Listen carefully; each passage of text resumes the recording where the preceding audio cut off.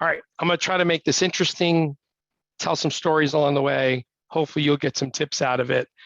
How many of you are in the throes of closing out your quarter and closing out your year? Just give me some yeses over chat so we kind of make this a little bit interactive.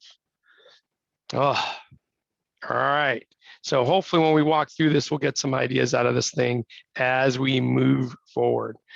So in closing out the quarter, closing out the year, I'd like to hear from some of you over chat.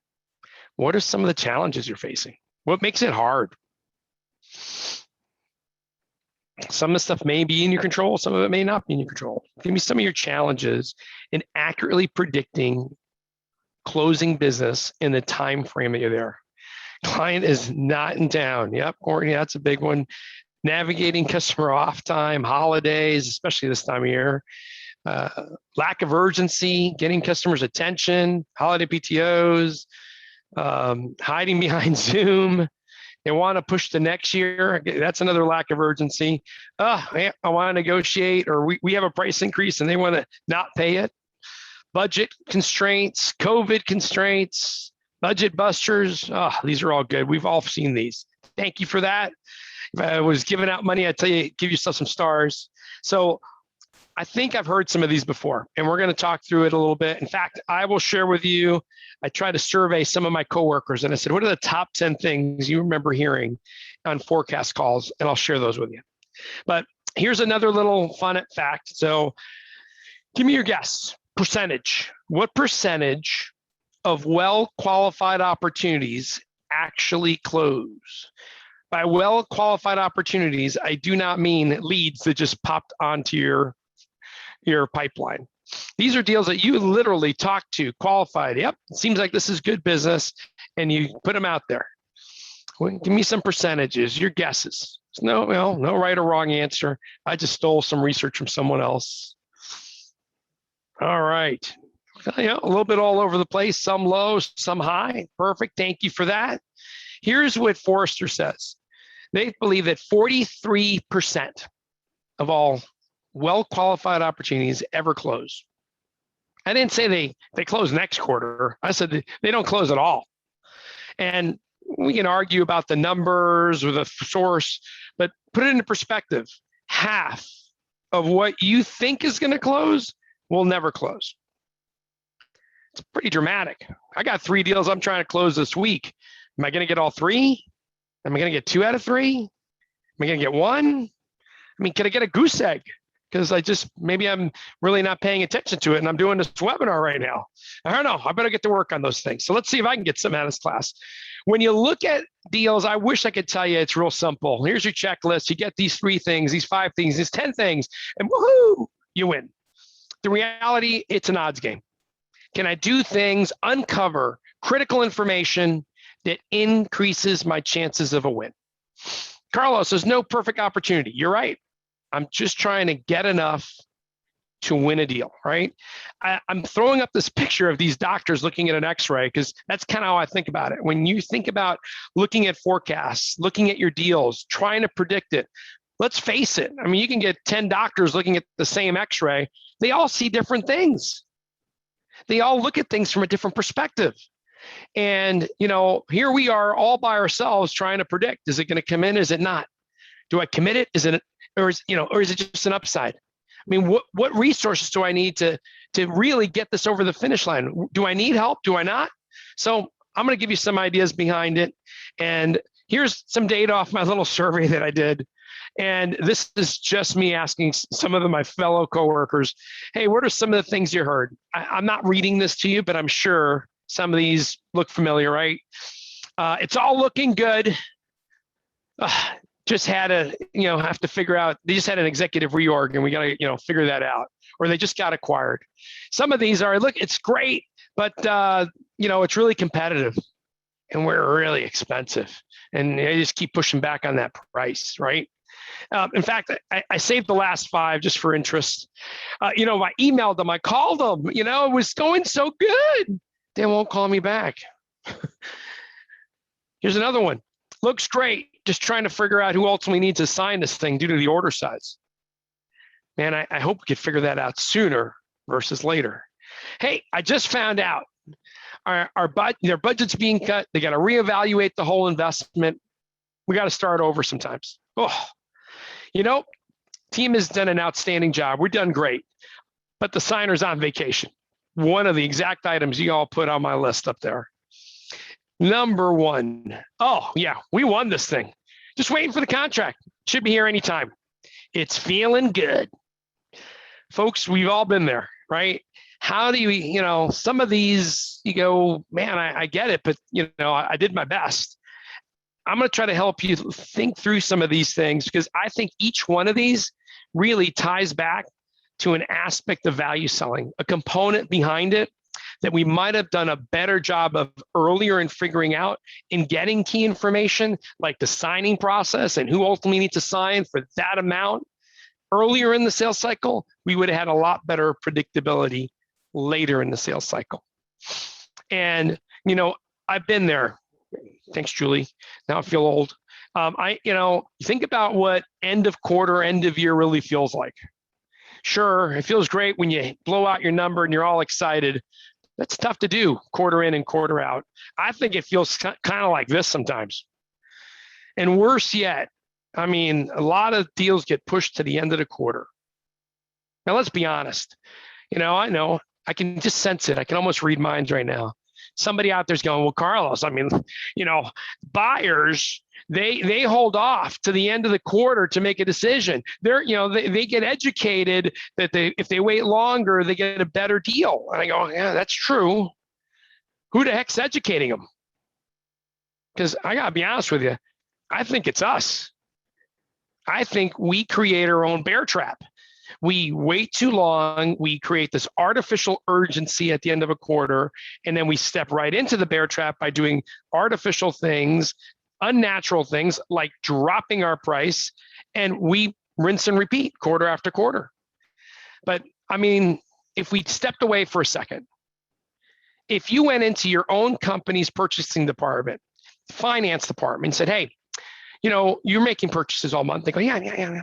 Do all your purchases happen the last week of the quarter? I go, no. Sure, some do, and maybe a bigger percentage does, but we're buying throughout the month all the time. And if you ask them, well, why? Well, we need it. We need the product. It meets a certain timeline. We got to get it in. It's not all about just getting a discount.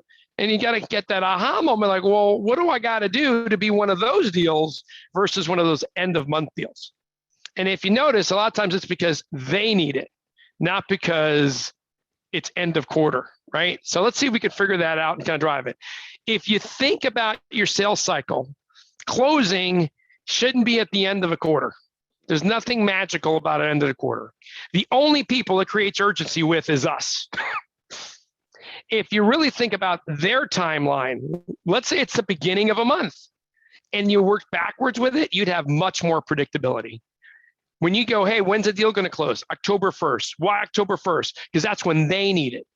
That's their date. I'll even give you a surprise. If anybody deals in software as a service, recurring models, I'm going to give you a little surprise. Your leadership teams would love deals to close beginning of the month, beginning of a quarter. Why? They get to recognize more revenue. So if that's the case, man, I wish we had a big push to get deals in the first month of the quarter versus the last, but you got to do it for their reasons, not ours. In fact, when you think about this thing, you think about an opportunity, will it close? I think that's the wrong question. Is it going to close at the end of a quarter? You're the only one that cares about that. And if you make them care about it, they're only doing it because it's artificial. You're saying, you got to help me. It's about you, not them. If you really thought about opportunities this way, why won't it close? On whatever date. Identify those risk factors, those concerns, those objections, figure out how to address them and with whom, right? How do we work together to figure these things out to get there? And to get there cannot be closing the deal. Folks, sometimes people go, I do a close plan and I just want to shoot them. Sorry, that's kind of a little bit aggressive. Apologies. It just drives me crazy because nobody out there wants to be closed. Everybody wants to buy. Nobody wants to be closed. Hey, can you help me figure out how to close you? Hey, they want success. They want that value realization. And if I work backwards from addressing their business challenges, getting value realization, I can get much more predictability in my forecast. Why is it important? Let's take a side note. Best salespeople in the world, you really get paid for two things. Sure, you got to hit your number. you got to produce. You got to close some business. Second part, can you accurately predict it? You know, we've all worked with that rep like, woo, great year, dud. Woo, another one, dud. And sooner or later, they're gone. They're somewhere else trying to stumble on a bluebird. Great reps are much more consistent in predicting their opportunities. And I would argue they even work a little less because they really focus on key opportunities. And by a little less, I mean they work less on unqualified deals because it kind of comes out as you're using this process and working the deal.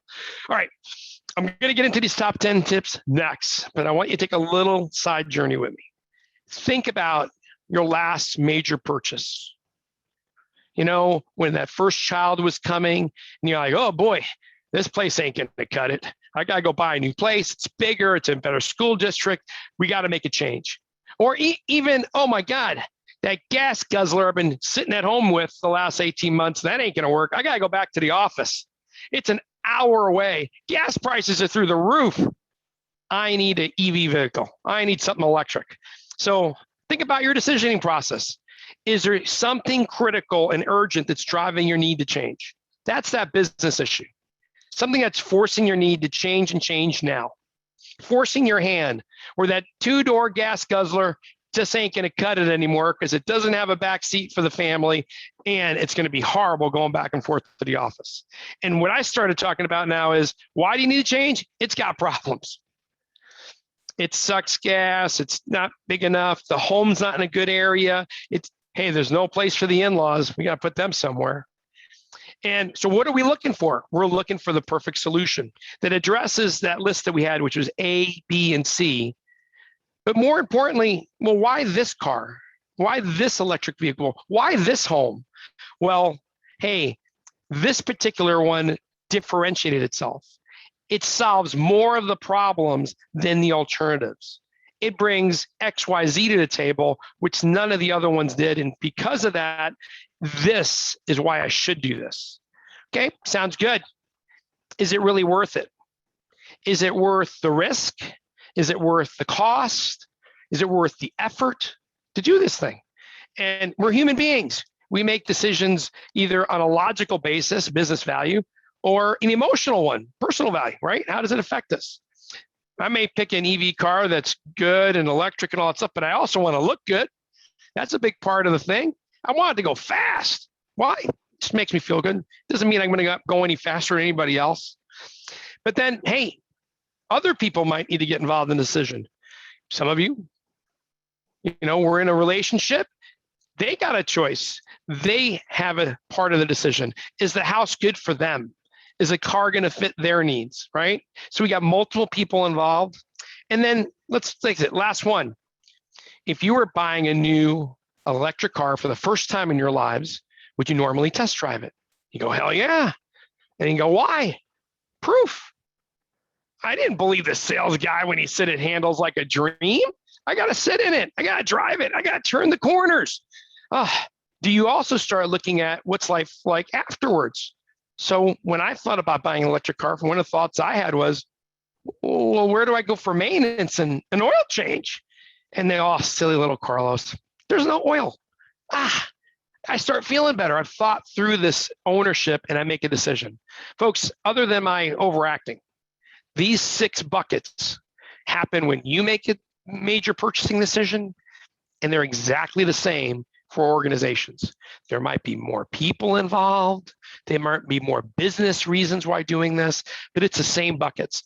And let's say I had to go to my spouse and tell her we needed to buy that new Tesla ludicrous model for $135,000. She might ask me some questions. And if I don't know the answers to these, odds are we're not buying a car, which I didn't, by the way. And in business, it's the same. That coach, that champion, that executive, that budget owner that you think is ultimately making a decision gets asked by his boss's boss, hey, what are we doing? Why can't we do what we have now? Why them? Is it really worth it? Give me your justification. Hey, is everybody on board? And hey, what have we done to prove this out? What happens after we sign? Wow, Carlos, this is a lot of stuff. Why is this important? Because this will directly lead to, as those 10 tips, as we're thinking about qualifying a deal, managing a deal, driving a deal, and ultimately closing it, think through these buckets. What's missing? Where are we weak? What could we do about it? Do we roll the dice and say, hey, it's good enough for now, it'll close? Or do we take action? Because you know what? If I do this, this, and this, it's just going to increase my odds of winning that much more. All right. Hopefully this is a good pace. Let's go into some of my 10 tips for you. I hate 10, I'll tell you that, but I like things in 3s and 4s because I'm just a simple guy. So I'll take a break at 5, see how we're doing for questions, and do the other 5, if that's all right with you. Number 1, or number 10 on the list. It's counted down. Are we really at power? Do we know who ultimately signs this thing? I love to tell you there's a magical person behind a curtain called this economic buyer that says, I sign. The reality, it's usually multiple parties. So when you think about power, who could say yes, who could say no? Procurement, legal, security, an architecture review board, all have power in a deal, and you need to figure out whether they need to get involved in this thing. What's the process to go through this thing? Number 9. It sounds awesome. We got the right solution to solve their problems, a lot of impact. But why? Why are they going to do this? Have you ever asked yourself, why are they going to change and why are they going to do it now? If you're looking to overcome that urgency thing that we had on our little list over there, we need to uncover that critical business driver. We call it a business issue. That's really compelling their reason to change. Is it time bound? Is it measurable? And does someone of power care about it? Hit that why button multiple times, because sometimes you think you're there, but when you talk through your coworkers and think through the deal and go, that's a big, hairy problem, but that may not be enough to get them to change. Gas prices have skyrocketed. We're not all running to go buy an electric car today. Some of us are, congratulations, but not all of us. So it hasn't gotten high enough to the point where we're forced to change, right? Again, this is not a political commentary, but just an example. All right, number 8 is what we're offering is a solution they're proposing differentiated. Not only is it better than their alternatives, but is it better than doing nothing? I can't tell you how many deal reviews I get to when people go, Carlos, they have to do it. I go, great. When do they have to do it? 2 months ago. What? Yeah, they had to do it, but they haven't done it yet. You do realize have to do it in 2 months ago don't match, but they'll do it eventually. Maybe we need to go back in there and figure that out. So when you're proposing a solution, think back to the problems. Do you solve differentiated problems that the alternatives, their current thing that they have, doesn't do it? And when you think about differentiation, folks, you got to uncover enough of it to drive some differentiated value, which we'll talk about later. Because I think today you're fighting for dollars, right? I could do this, or I could hire more people. I could do this, or I could modernize my factories. I could do this, or I have 30,000 other things I could focus on. Going back to that first one, make sure you got a reason to get there, and you differentiate the way you get there. All right, number 7, personal motivation. Do we know what it is? If anyone out there believes in creating a champion in a deal, hey, you better know that what's in it for them. It is not always promotion and money. That might be how we're measured. That might be what's important to us. But hey, how is that person affected by this? You look at some large risk-averse organizations. Hey, their motivation is not to have their head pop up 2 years before retirement. So think about how this project aligns to their goals, their aspirations, their MBOs, what they're trying to accomplish. You get alignment, you start creating a champion and momentum for your deal. The other side of it is business value. Is it really worth the change? Is it that much better? Yeah, it's going to modernize things. We're going to have automation. Great. What would that mean? What are the business outcomes, the results that really allow someone, and I love the word justify, making that change? What we're talking about here is justification. And folks, it's not just for your heart to understand it, but think about that director, that manager, that VP that's in front of you. Are they going to be able to articulate it being worth it to their boss, to their internal committees? Can they justify it in their own heads to make a change? In these last 18 months, nice to have has not won, right? Everybody was very concerned about COVID, obviously, and making decisions, right? There was a lot of uncertainty in the air, but some businesses thrived. Why? They made sure it was worth it to go that way, right? All right, here's recapping our first 5, I should say. Julie, any questions so far? Or if you guys have any questions, you can chat me back. I just want to check.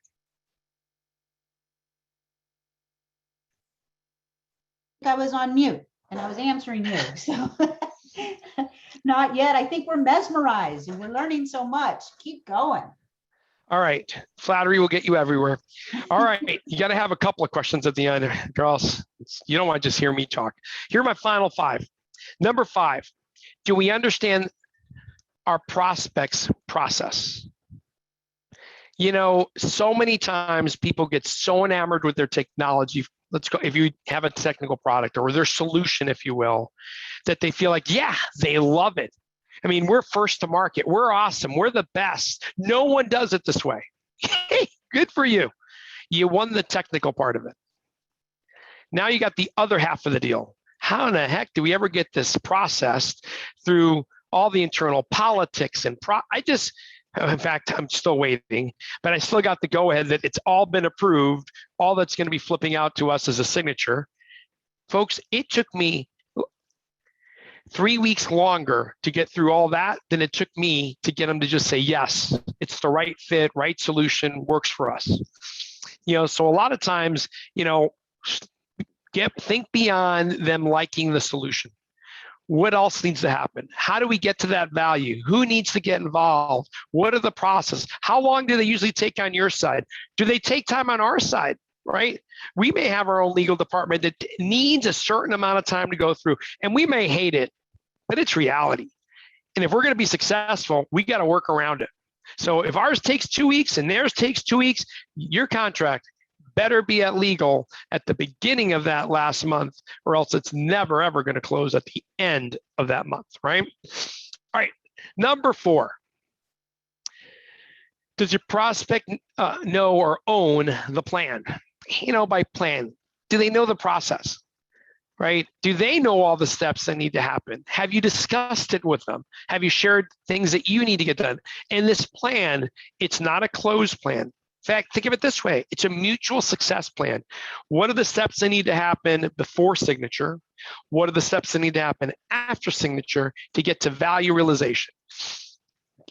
Achieving that value, having an impact on their business. What's that time frame look like? Folks, if they don't know the answer to it, I mean, by they, the person you're talking to, wow, isn't that a big red flag? And wouldn't you want to know that at the beginning of the quarter versus late in the quarter? This is how we just kind of pull that out. 3 more. Is timing critical to our prospect? This kind of ties back to the plan piece.